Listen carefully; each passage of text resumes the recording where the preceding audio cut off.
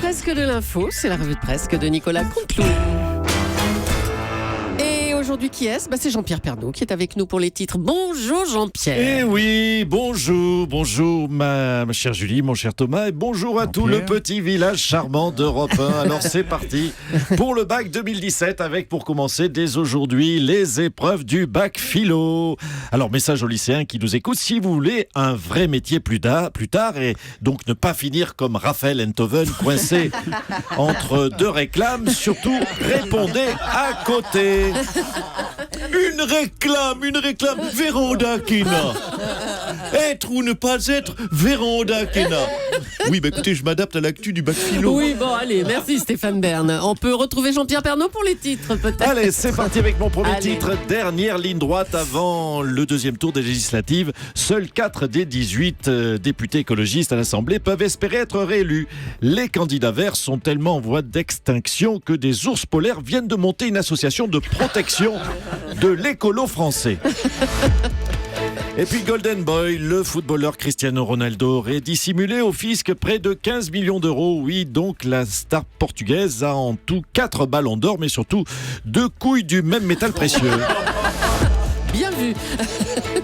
Logique Imo, Mediapart a épinglé Richard Ferrand pour une nouvelle affaire immobilière pour Richard Ferrand. Bon, écoutez, Richard Ferrand, s'il finit par devoir démissionner du gouvernement, il pourra toujours aller sur M6 remplacer Stéphane Plaza.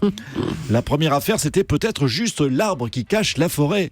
La forêt, l'agence immobilière. Ah, oh là là, oh là là là là. Alors justement, pardonnez-moi, mais je crois que le journaliste Jean-Jacques Bourdin a un message important. Bonjour, c'est Jean-Jacques Bourdin. Comme beaucoup de gens de mon âge, je souffre de fuite urinaire. Oh non, Jean-Jacques, s'il vous plaît. Non, mais... Enfin, ça va pas, non ? Qu'est-ce qui vous prend, là ? Je sais, Julie, c'est RMC Radio Matraquage de Cochonou qui m'oblige, encore une fois, à faire une page de pub à la con. Donc, si vous permettez, je reprends, c'est une obligation. Bon, allez-y. Bonjour, c'est Jean-Jacques Bourdin. Quand je ris, quand j'éternue, j'ai des fuites urinaires. Oh non, arrêtez. Mais heureusement, j'ai découvert une protection incroyable. C'est Always Ultra. Avec sa zone super absorbante, Always Ultra transforme le liquide en gel. Oh là là. Oui, en ce moment, j'en porte une, mais personne ne le sait. Alors n'oubliez pas, pour un journalisme sans fuite, c'est Always Ultra. Vous savez quoi, je vais me barrer. Je vais me barrer. Ils me font chier sur RMC. Je vais me barrer, je préviens, je vais me barrer. Calmez-vous, Jean-Jacques Bourdin. Et à bientôt. Allez. L'enquête est relancée dans l'affaire du petit Grégory. 3 personnes ont été mises en examen. Gérard Collomb, vous êtes le ministre de l'Intérieur. Bonjour. Oui, bonjour à tous. Écoutez... Pour l'instant, c'est comme dans The Voice. C'est le moment, vous l'avez compris, des auditions. Mais je tiens à dire, oui, aujourd'hui, mon admiration pour celui qui a enfin permis à cette enquête d'avancer grandement. Ah, le procureur ? Non, Emmanuel Macron. Hein ? Notre guide suprême, en effet, est là depuis à peine un mois et rendons-nous à l'évidence, il est en train de résoudre aussi l'affaire du petit Grégory. Cela fait 30 ans, il faut le dire, que cette enquête patine, Emmanuel Macron arrive et hop, tout est quasiment, oui, disons-le, réglé. Vraiment, il est formidable, super compétent, je le kiffe trop. Oh, mais enfin, arrêtez, c'est pas grâce à lui qu'on va résoudre cette affaire. Si, vous savez, vous ne le connaissez pas. Il est capable de tout. Déjà avant-hier, il était au Stade de France et on a battu l'Angleterre, vous l'avez noté. Depuis une semaine, M. Cabrol ne me contredira pas. Il fait un très beau temps et je vais même vous dire une chose. Depuis son élection, je trouve, oui, que les filles sont plus jolies et ont de plus gros nichons. Oh là là. Quelle chance d'avoir eu l'opportunité d'élire un génie. Gérard Collomb. Encore ? On dirait Jean-Jacques Bourdin. Vous avez un autre message important, Jean-Jacques ? Bonjour, c'est Jean-Jacques Bourdin. Comme beaucoup de gens de mon âge, je n'arrivais plus à monter les escaliers. Alors, pour retrouver ma tranquillité, j'ai choisi un monte-escalier Stana. Et en plus, grâce aux couches Always Ultra, oh non. je peux faire mes besoins dans l'escalier. Oh non. Oh non, pitié, arrêtez. Dans l'escalier d'Europe 1 il y a quelques minutes.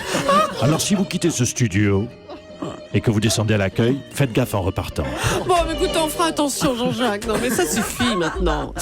François Bayrou est dans la tourmente à la suite de son coup de téléphone à des journalistes. Bonjour, François Bayrou.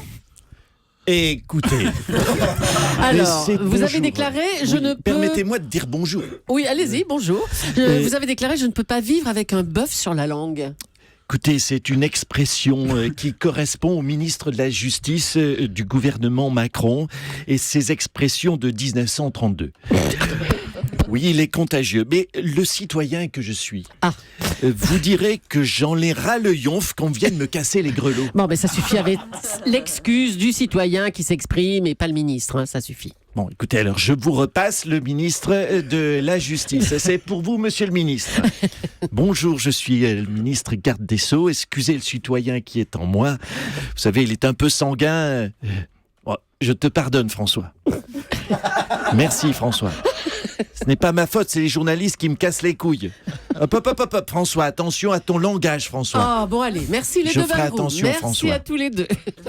Allez, dimanche, c'est le second tour des législatives. Le premier tour a été une hécatombe pour beaucoup. Parmi les personnalités éliminées dimanche dernier, il y a Aurélie Filippetti. Oh! Quelle tristesse, Dame Julie, Madame Paloni.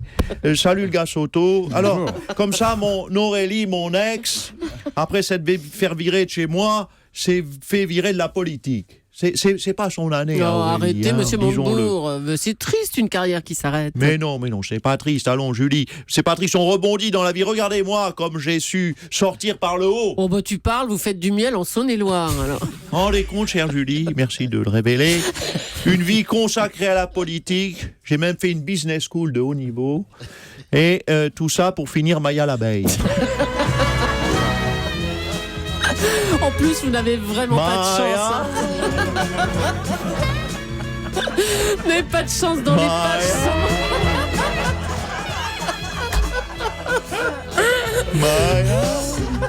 Allez, tous ensemble.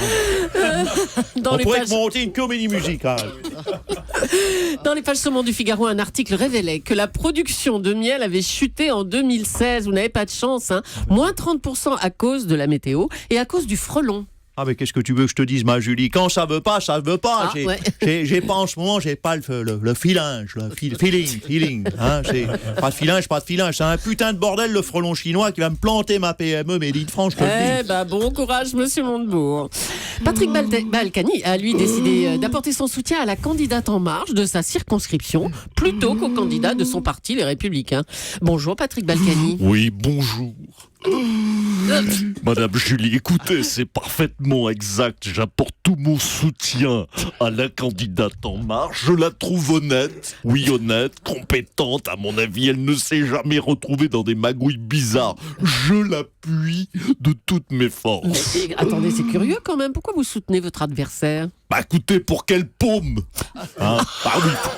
Bah écoutez, d'accord. moi en politique, en stratégie, je pense toujours un coup à trois bandes. Hein. Si moi, je dis qu'elle est honnête, tout de suite vous pensez quoi? Qu'elle a détourné l'argent du conseil régional avec l'aide d'un lobbyiste qatari vers une banque panaméenne. Hein, et donc du coup, elle paume. Hein. J'ai pensé à tout. Alors, je la soutiens. Vous savez quoi? Elle me rappelle Isabelle tellement elle est honnête. C'est Isabelle, mais en mieux. Voilà. Si avec ça, elle se viande pas, j'y comprends plus rien. Merci, monsieur Balkany.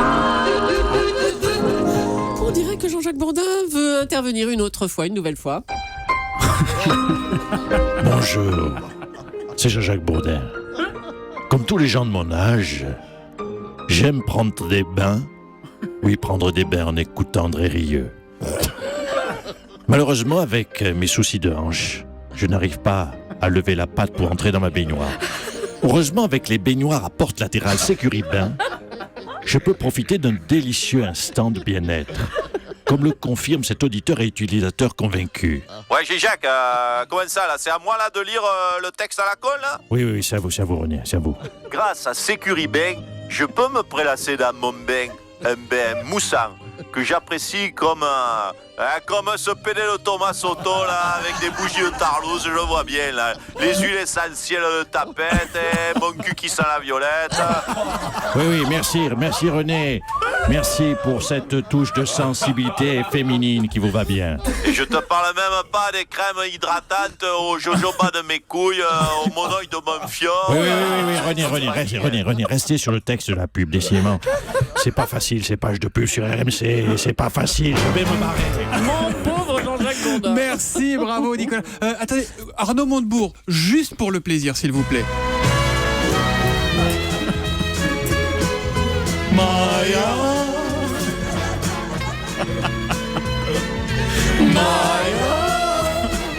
Il n'y a qu'ici qu'on entend Maya l'abeille tous les matins. Merci, bravo Nicolas Canteloup et à ses auteurs.